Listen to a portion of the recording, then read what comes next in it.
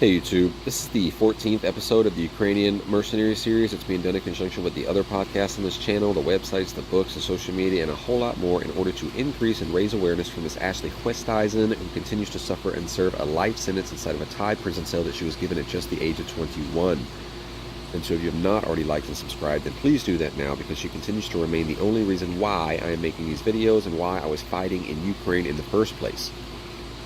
Now, the last episode left off with our squad, the leftovers, minus Hogan, being assigned a new position by the Ukrainian High Command.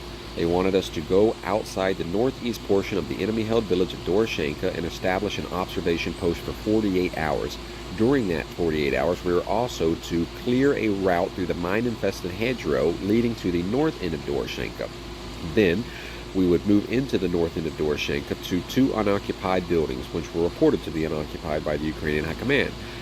Then, in those buildings, we were to hold position and wait for an enemy patrol to come to that end of the town, surprise ambush the patrol, eliminate the personnel except for one, capture that live prisoner, take them back to the observation post, and then back to the extraction point, so that the Ukrainian High Command could then try and determine where the routes or locations of the local minefields were located. The next morning, Matt, after having came by to wake up the members of the squad, saw myself and Dom suiting up, getting ready for a mission, eating a quick breakfast of tuna, dried fruits, crackers, things like this, and then heading out to the truck, which Vitaly was driving. Rich, myself, and Dom piled into the back, which was also piled full of equipment, including minesweepers. Everyone else was riding inside of the truck. We pulled out, going through the still smoldering ruins of the compound that we stayed in. Wasn't as bad as it was when we arrived there 3 days earlier, but there was still a lot of smoke that was coming off of the smoldering ruins from where the artillery impacts had hit the nearby buildings. And once we started driving, then Vitaly eventually went off-road again, and we started to drive, and it was just a gorgeous sunshiny day in Ukraine. It was picture perfect with blue skies, summer greenery, and we were driving down a pathway where I was on the right side of the back of the truck, and to my right was fully grown rapeseed where I could reach out. We were so close to it, my hand would brush over the tops of these yellow seeded flower tops, which were very beautiful. And then on the other side was hedgerow, and so we were driving down this road, this road, the footpath really, and tractor path, I'm sorry, and was actually mentioning to Rich how it was so strange that there was a war going on in some place so beautiful, and him agreeing with it, with the statement, because looking around at these acres and acres of just beautiful farmland, countryside, it was just hard to imagine that people were being maimed and killed all around me. And so eventually we got to the end of that tractor path and took a left, and the path became a gravel road, and the field became just short grassland, and it would have been just a spectacular, it was a spectacular scene, but spectacularly beautiful, except for it looked like the end range for an artillery crew. There were dozens and dozens of huge crater impacts on both sides of this one-lane gravel road that we are now driving down at highway speeds, 60, 70 miles an hour, this gravel road, huge stream of smoke behind the truck that we were in, with Vitaly driving, because obviously he didn't want to get sighted in and hit by artillery, which had clearly been impacting all over this route very recently. And so we drove breakneck speed to the end of this field until we got to a corner lot, a corner intersection, and then we all hopped out except for Vitaly, who stayed in with the car running, ready to go away. And we started to get the equipment out, and basically as soon as we did, we started to head off with George. He was leading the way because he knew where to go, and then it was other people until Rich, and then Dom, or myself, and then Dom. But as I was still leaving, starting to go, then Dom suddenly yelled out to me. He was like, "Bodie, look out!" And before I could even react, boom, I got hit in my back plate of armor by the vehicle, by Vitaly. He backed right into me, like right into me, hard too, like I flew down onto my face, right? And so I'm sitting there, and Dom comes running up. He's like, "Are you okay, Bodie?" And I'm cussing and cursing, and I'm getting up and looking at Vitaly, and I'm like, "What the fuck, Vitaly?" And he's like shrugging his shoulders through the window, and so that I flick the guy off, man. I'm like, "Fuck this," like, God, what a way to start the day, man. It's like, haven't even been up an hour and a half, and I'm getting struck by vehicles, it's not very auspicious, right? That's like not an auspicious way to start the mission either. And so as Dom and I were still laughing about it, and Vitaly had already started driving off, and Rich came back out, and he was like, hey, what's the holdup? Like, what's up? Because the rest of the guys were already going off in a column that was separated by like 10 meters because it was easy to see daylight, sunlight, and you want to watch out for mines and ambushes. So spread it out, space it out. And so we were started to move through. Again, just beautiful, beautiful, beautiful, beautiful spaces. Very hot though, some sunshiny, and I was covered head to toe because I had been out before in the Ukrainian countryside during the spring when it was just swarms of mosquitoes and biting insects, and I had been absolutely eaten alive. And I said, never again. I would rather sweat like a pig than just be eaten down by these swarms of insects. And so that's one of the reasons why I would wear all of that stuff from head to toe, even though it was summer times. I would still have my green gloves on. And then the other one was just because I was like a chameleon. Once I was inside of hedgerow or something, like I was like a sniper with a ghillie suit, basically. And so we kept moving through, following, the column, the lead, as it were. And for 30, 40 minutes, beautiful country with rapeseed this time on our left and hedgerow on our right. And suddenly, out of nowhere, this tall, lanky, white Ukrainian guy stepped out holding his rifle down like a shovel and like with his arms spread wide, and just this, crazy look. No Kevlar, no helmet, just like a single wife beater's shirt that was like that really dirty, soiled yellow that would only happen if someone has worn it for just months with sweat and dirt. It was just like you could see from, I was 100 meters away, and I could see, how sopping wet and dingy this wife beater was. This Ukrainian with, missing a bunch of teeth came out of the woodside. Like, what is going on here? Who is this person? And proceeded to talk to George for a minute, and then they cut off into the woods. And, then each person that went, would stay there until the next person arrived, and then they go off into the woods so that we knew where the cut was, because it was just like a footpath suddenly that went off into the hedgerow. And so then I came up to it with Rich standing there to guide me in, and then I stood there, and then Dom came in, and then we were going through these little footpaths through this hedgerow. And again, just absolutely beautiful. Lots of flying, buzzing insects, not really mosquitoes though, or at least not biting kinds, but really big insects, and tons of birds flying through the trees, swooping them up, eating them. Good shade cover, but super light still. Just really, really enchanting. Very beautiful.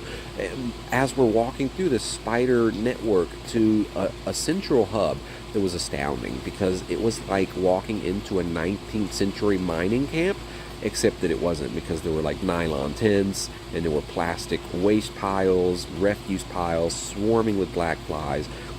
There were all these other Ukrainians that were super, super rough. I mean, the guy that we were following in, as soon as we got to the center, like there was a tent, and then next to the tent, like a clothesline between these two trees, and on the clothesline there was another disgusting shirt that was still sopping wet. And so when we got back, the guy pulled off his slimy shirt, put it on the rack, took off the other slimy shirt, put it back on. It was really like shocking to the senses, to see this level of degradation, of filthiness. And the other Ukrainians were no better. They were just super grizzled and gnarled and somber, sallow, disheveled. It was really something. I was like seeing backwoods West Virginian hillbillies in their truest form, honestly, to be perfectly honest. But they were polite and they were friendly, but they were slack-jawed and laughing, and it was a lot to take in. It truly, really was. I was like sitting there thinking to myself, I'm like, man, I remember that first mission when Vitaly and Andre came in. We're gonna go kill us some Russians. And one of the things they told us is their drones had seen like how unprofessional the Russians were, like how unkempt they were, how slovenly, cooking out in the open, this, that, making no attempts at concealment. And now I'm sitting there on log looking around at this encampment of the Ukrainians, and I'm like, my God, like this is literally that, if not worse, times two. So everyone's got their propaganda people. Just be aware of that.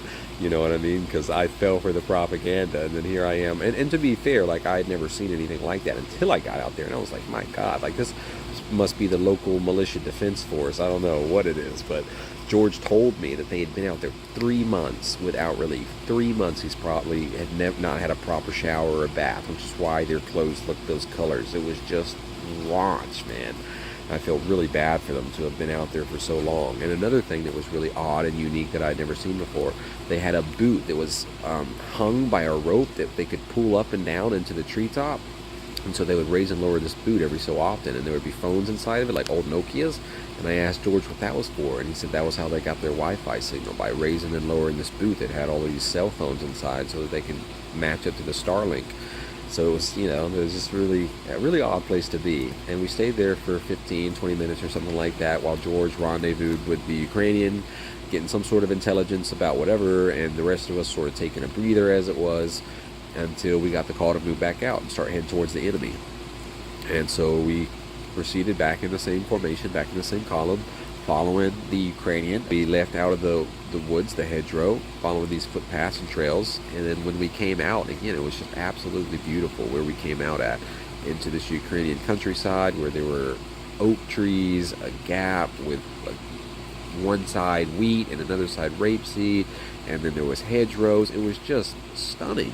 And I was even thinking, like, how much Ashley would love to see something like this, how beautiful. I mean, not in a war place, but just in general, it was so pretty. And so remember, the only reason that I'm out there in the first place is to bring and raise awareness for Ashley Oosthuizen by fighting for other people's freedom, risking my life, and helping others, so that other people will now help me in my fight for Ashley's freedom, just by subscribing to the YouTube, or if you are able and willing to do more, by buying a copy of The Shepherd, since you can't hide subscribers on YouTube or Bookspot, and those things will directly contribute to Ashley getting her time in the spotlight so that she can reach her freedom and not spend her life behind bars, or decades of her life for something as benign as a signature on a box that happens to contain MDMA. And so we continued to walk with, this time, rapeseed on the right and hedgerow on the left, until the Ukrainian suddenly cut left into the hedgerow, probably 2/3 of the way up. And so in front of us was another hedgerow, so it's like a capital T, and we were going up the T towards the top, and at the top of the T, that was the last bit of hedgerow that separated us from, when you went the other side, it was a field across to Doroshynka, the town of Doroshynka. And so that is where we were going to establish our observation post. But before that, we went into this part of the hedgerow so that we could put our stuff down, all the food, the water, and so that some of us could stay behind, because if you're going to establish an observation post, it's like a very recon sort of stealthy mission. You don't want a whole half a squad out there moving around in uncharted enemy territory, making noise, potentially setting off booby traps, trying to find an observation post. And so we went in there, put our stuff down, got situated. The Ukrainian left us after saying goodbye in his broken English with a big smile, and still carrying his rifle like a shovel down at his side. And then Kenny, George, and Matt decided that Nibs would go along, and they four would head out to establish where the OP was going to be at, to decide to locate it. And Dom, Rich, and myself would stay where we were at, hold position there, and basically just, hang out and wait until they came back to get us. And then we'd go dig out the OP and, get situated for the night, start the process that we were there for. And so that was all good to go, roger that. Those four headed out, and the three of us stayed behind. Dom took position at the top of the triangle, Rich was at the left of the triangle base, I was at the right base of the triangle, and I was in such a beautiful spot. I was in such a lovely position. I mean, both stealthy for concealment and having like a sight on any enemy that would come out, but even more so, or less so, of course, the stunning beauty of the natural surroundings. It was just absolutely unreal how beautiful it was. And I was right under this bush where I could still look up through and see the blue skies, and then the rapeseed field to my right that inclined down so I could see like a mile to my right, and then to the left. It was wonderful, absolutely wonderful. And I kept thinking of Ashley, and I basically lay down in a prone position with my rifle towards the hedgerow, the enemy hedgerow, and then with my other hand, I brought out a German MRE. Germans make really good MREs, really. They're really nice. And the worst ones, I think, are actually, yeah, the Ukrainian MREs are really terrible. They're not good at all. But anyway, at least at the time they weren't. But this was a German MRE, really high quality stuff. And so with one arm, I'm like sitting there eating this German MRE, and the other, I'm holding my rifle, like looking up, sort of just laid out, enjoying this wonderful, beautiful day. Can't believe that there's a war going on and something like this. And then to top it off, if it's not like epic enough, like this situation that I'm now in, and like just sort of having a picnic on this day, then artillery starts going off. But not artillery that would be alarming, like that's coming in, impacting us, like incoming artillery. It was going over our heads. And not only was it going over our heads in one direction, it was dueling artillery. So it was like for a few minutes there would be doo, doo, and you could look up and you could see these black dots going across the sky, whistling across the sky, and then you'd hear them. You'd hear them as they impacted, and then a few minutes later they'd go the other way. Doo! And so I'm just sitting there under this, these artillery barrages going over my head, eating this picnic, butterflies around, birds, blue sky, sunshine, bright yellow rapeseed to my right, beautiful vibrant green forest to my left, squirrels, chipmunks. I mean, it's just like glorious. It's glorious, truly. There were a lot of buzzing flies, but there were no mosquitoes at that time. And because I was completely covered up, like I was when I went out on missions with all of my stuff, none of the insects could get to me anyway. And it was, I was under the shade, so I wasn't really sweating. It was just as good as war could be, truly, I gotta say. Unless you're, of course, as good as being out in the field during war can be. That's what I would say, I think, but even that's probably not true. It was just really wonderful. I'm gonna say that. And so I'm out there just really enjoying. I finished the food, and so I'm just out there like watching, looking down my scope, just like not thinking anything's gonna happen, just waiting on the guys to come back, when suddenly out of the hedgerow I see Matt and Nibs.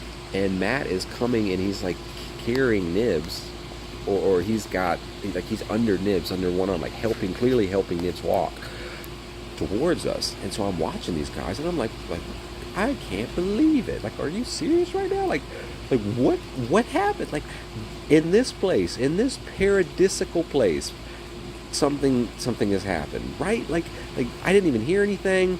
I'm just out here, and now I'm watching these guys come back, and I don't even see Kenny and George. So now it's like my senses are getting heightened. And when they get closer, I stand up slowly with my rifle up so as not to surprise them and cause any issue. And when they get into speaking range, I'm like, what happened? And Nibs told me, he's like, he got into a fight with a sniper or something like that. And I thought he was joking, and he knew that he thought that, and so he said, I'm not joking. And so it was like, when he said that, then it was like, it's, like wartime. Just like when during that other mission, when I had been asleep, and then suddenly, boom, there's an explosion, and like I woke up, and then Mitch is at my door saying that Zeb's dead and Gary's fucked. It's like all of a sudden, you're in it, you're ready to go. And so that's what happened then. As soon as they told me he wasn't joking, then I was ready to go. I aimed my rifle past them, and I started walking them in, basically. And as soon as they got in behind me, then I went to Rich, and I told Rich to go and hold position where I was at, because Rich had the thermal scope, the $3,000 thermal scope. He could see heat images through the woodwork, whereas me, I have an AK-74 with iron sights. I can see until the hedgerow, but I can't see through the hedgerow. I can't see at all. And if they're dressed anything like me, and they're a sniper with a sniper rifle, like, I'm just going to get shot in the face and never know what happened, is what's going to end up going down. And so I told Rich to go and hold position where we had come in at, so that he could watch to make sure that we weren't being followed, and followed Matt in with Nibs, and was basically like, where's Kenny and George? And Matt was like, Matt and Nibs were like, we don't know. And Nibs, of course, is worried about his arm. He's like, hurry up, like, find the tourniquet, trying to tell us where it is inside of his first aid. And Matt and I are trying to get his tourniquet, and I'm trying to cut his sleeve off so that we can start rendering first aid to the guy.